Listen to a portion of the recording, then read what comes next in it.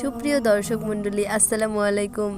আশা করি সকলে মহান আল্লাহ তাআলার অশেষ রহমতে অনেক ভালো আছেন। আজ আমি আপনাদের সাথে একজন আমানতের খিয়ানতকারী ইমামের করুণ পরিণতির কথা বর্ণনা করব। তো বন্ধুরা, চলুন তাহলে ঘটনা শুরু করা যাক।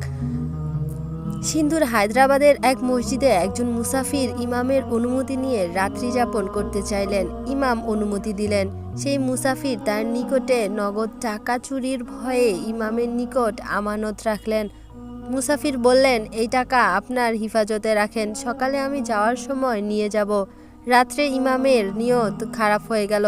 ক্লান্ত মুসাফির ঘুমিয়ে যাওয়ার পর ইমাম তার টাকা আত্মসাৎ করার উদ্দেশ্যে তাকে গলা টিপে মেরে ফেলল।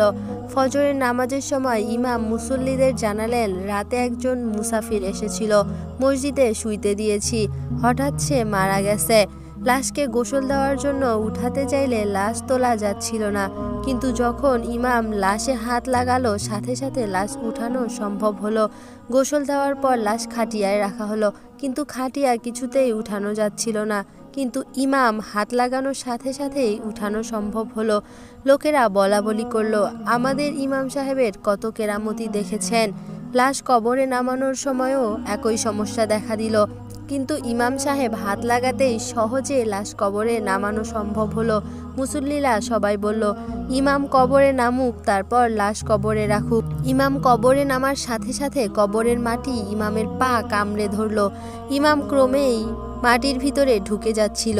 ইমাম ধীরে ধীরে মাটির ভিতরে ঢুকে যাওয়ার সময় মুসাফিরকে হত্যা করার কথা নিজ মুখে স্বীকার করলো, ক্ষমা চাইতে লাগলো, কিন্তু মাটি তাকে ছাড়ল না।